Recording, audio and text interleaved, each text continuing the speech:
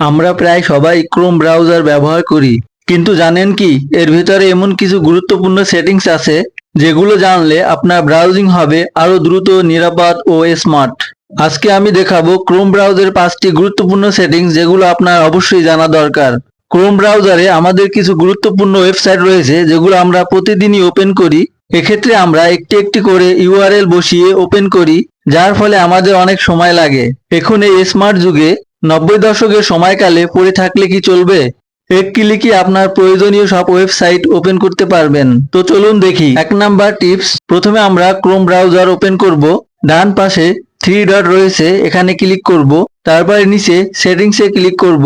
এবার এখানে one start up এখানে ক্লিক করব। এবার এখানে open a specific page or set of page এখানে ক্লিক করব। এবার অ্যাড এ নিউ পেজ এখানে ক্লিক করে আপনি যে ওয়েবসাইটটি ওপেন করতে চান তার ইউআরএল এখানে বসিয়ে দিবেন। আমি এখানে facebook.com দিয়ে দিলাম। এখানে অ্যাড এ নিউ পেজে ক্লিক করে আপনার প্রয়োজনীয় ওয়েবসাইটগুলোর ইউআরএল বসিয়ে দিবেন। এখানে আমি youtube.com দিয়ে দিলাম। এখান থেকে অ্যাড করে দিব। আবার এখানে অ্যাড এ ক্লিক করে আমি প্রতিদিন ডেইলি ইনক্লাব পড়ি, তাই এখানে dailyinclub.com দিয়ে দিলাম। এখন যদি ব্রাউজারে সবকিছু ক্লোজ করে বেরিয়ে যাই এবং ব্রাউজারটা নতুনভাবে ওপেন করি, তাহলে আমার অ্যাড করা এই 3টি ওয়েবসাইট একসাথে ওপেন হয়ে যাবে। 2 নাম্বার টিপস, আমরা যখন কোনো ওয়েবসাইট ভিজিট করি তখন সেখানে ইংলিশ, হিন্দি, আরবি, চায়না যে কোনো টেক্সট আসতে পারে। এক্ষেত্রে আমরা কিন্তু অনেকেই সেগুলো পড়তে পারি না। এক্ষেত্রে আমরা লেখাগুলো বোঝার জন্য লেখাগুলো কপি করে গুগল ট্রান্সলেশন করে বুঝে নিই। আর এমন যদি হয় যে আপনি যে কোনো ওয়েবসাইটে প্রবেশ করার পরে যে কোনো ভাষার টেক্সট অটোমেটিক বাংলা হয়ে যায়, তাহলে কেমন হয়? এই জন্য আমরা ক্রোমের উপরে 3 ডটে ক্লিক করব। তারপরে নিচে ট্রান্সলেট অপশনে ক্লিক করব। দেন চয়েস অ্যানাদার ল্যাঙ্গুয়েজ এই অপশনে ক্লিক করব। এখান থেকে আমরা বাংলাটি সিলেক্ট করে দিব। তারপরে নিচে ডান করে দিব। 3 নাম্বার টিপস, আপনি যদি কারো ফোন বা কম্পিউটার দিয়ে আপনার প্রয়োজনীয় কোনো কিছু সার্চ করেন, যার ফোন বা কম্পিউটার নিয়ে আপনি সার্চ করবেন সে কিন্তু পরে বুঝতে পারবে। আপনি যদি সার্চ হিস্টোরি ডিলিট করে দেন, তাহলেও কিন্তু সার্চ রিলেটেড তথ্য কিন্তু আপনার ব্রাউজারে সাজেস্ট করবে। দেখেও সে কিন্তু বুঝতে পারবে যে আপনি কি সার্চ করছিলেন। আপনি 100% সেফ ভাবে করতে চাইলে ক্রোম ব্রাউজার থেকে উপরে 3 ডটে ক্লিক করব। এখান থেকে নিউ ইনকোগনিটো উইন্ডো এখানে ক্লিক করব। এখানে ক্লিক করার পরে এমন একটি ব্ল্যাক স্ক্রিন ওপেন হবে।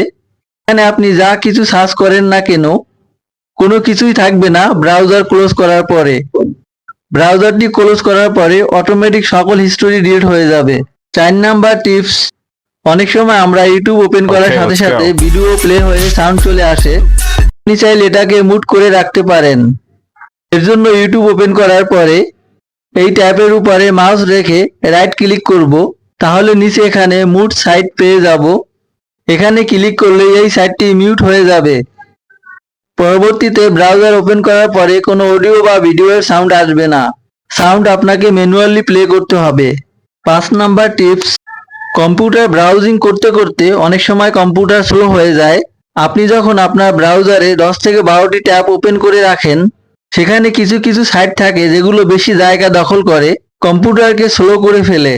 এখান থেকে যেগুলো ওয়েবসাইট বেশি জায়গা দখল করে আছে সেগুলো কাজ শেষে বন্ধ করে দিতে হবে।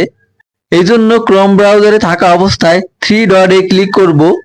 দেন নিচে মোর টুলস অপশনে ক্লিক করব। এখানে ট্যাক্স ম্যানেজারে ক্লিক করব। এখান থেকে আপনি দেখতে পারবেন কোনটা কতটুকু জায়গা দখল করে আছে।